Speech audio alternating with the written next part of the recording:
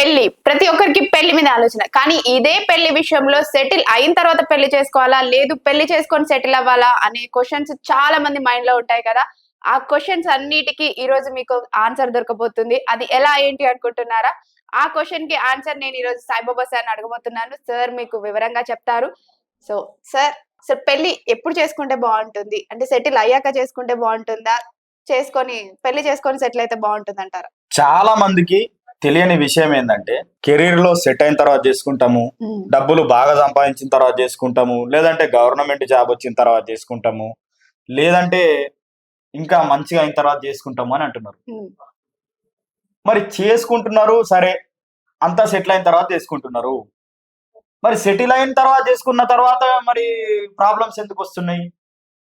హ్మ్. అంత మంచిగా చూసే కదా చేసుకుంటున్నారు. అవును. గొడవలు ఎందుకు వస్తున్నాయి? డైవర్సీలు ఎందుకు వస్తున్నాయి? ఫ్యామిలీ ఇబ్బందులు ఎందుకు వస్తున్నాయి అంటే సెటిల్ అనేది అవ్వక ముందు చేసుకుంటే ప్రాబ్లమ్స్ వస్తాయంటారా? అది హ్మ్. నీకు ప్రాబ్లమ్స్ అనేది సెటిల్ అయినా వస్తాయి, సెటిల్ కాకపోయినా వస్తాయి. హ్మ్. యాక్చువల్ గా మనకు పాత కాలంలో ఎలా ఉండే అంటే తల్లిదండ్రులు అనేటోళ్ళు పిల్లలకు ఒక వయసు వచ్చే వరకు, అంటే చిన్న వయసులో పెళ్లి చేద్దురు, 16కో 17కో 18కో పెళ్లిళ్ళు చేద్దురు, చేసి వాళ్ళని ఒక 25 26 వరకు వాళ్ళను వాళ్ళ ఆధ్వర్యంలో ఉంచుకొని హ్మ్.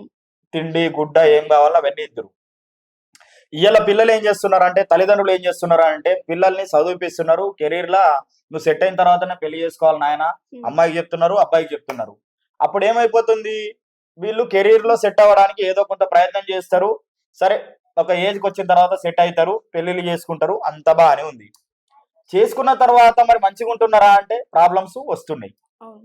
కాబట్టి కెరీర్ లో సెటిల్ అయితే ప్రాబ్లమ్స్ ఉండయి, కెరియర్ లో సెట్ కాకపోతే ప్రాబ్లమ్స్ ఉండవు అనేది ఎక్కడా లేదు.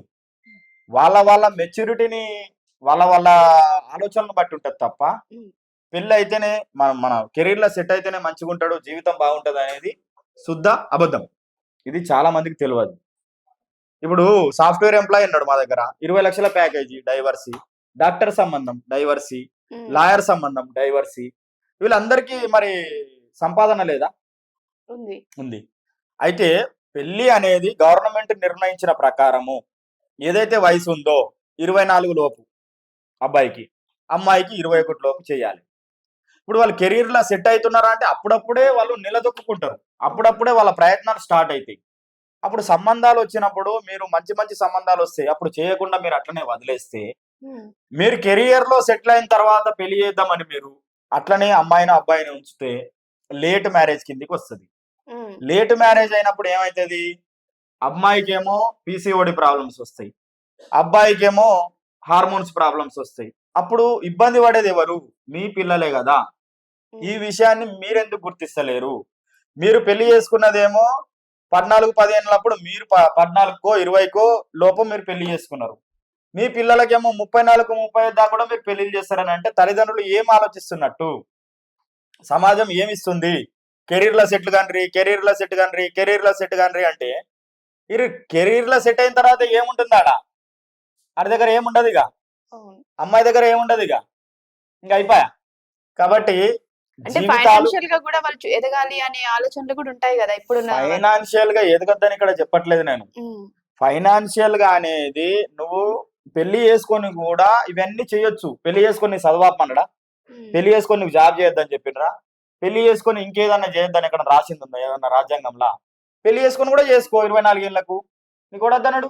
అంటే అంతమంది ఏం ఆలోచిస్తారు? పెళ్లి చేసుకుంటే మనకొక ఫ్యామిలీ లైఫ్ అనేది స్టార్ట్ అయిపోతుంది. మనం ఎదగలేమేమో అన్న ఆలోచనలో ఆ కొంతమంది ఆలోచన ఉంటారు గదా! తప్పు. పాత హ్మ్. కాలంలో గూడా ఎలాంటి ఆర్థిక పరిస్థితి బాగాలేనోళ్ళు గూడా ఐఏఎస్‌లయినోళ్ళు లేరా? డాక్టర్‌లయినోళ్ళు లేరా? లాయర్‌లయినోళ్ళు లేరా? బిజినెస్ మ్యాన్‌లయినోళ్ళు లేరా? హ్మ్. పెళ్లి తర్వాత బాగుపడ్డోళ్ళు లేరా? పెళ్లికి ముందు సైకిల్ మీద గూడా తిరగని వ్యక్తి ఇయ్యాల విమానాలలో తిరుగుతలేరా? కార్‌లలో తిరుగుతలేరా? హ్మ్. పెళ్లయిన తర్వాత సెట్ అయినోళ్ళు ఎక్కువుంటారు. అవును. ఈ విషయం తెలుస్తలేదు.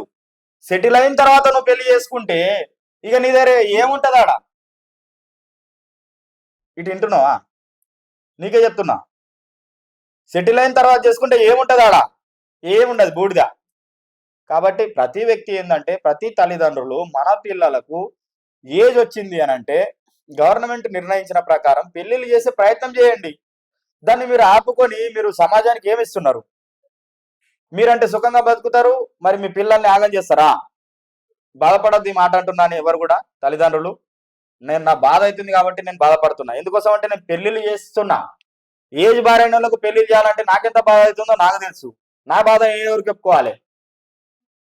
మీరు తల్లిదండ్రులు ఒక అమ్మాయికో ఒక అబ్బాయికో ఇంత ఇబ్బంది పడితే కొన్ని వందల పెళ్లిళ్ళు చేసినా మరి నాకెంత బాధ కావాలా?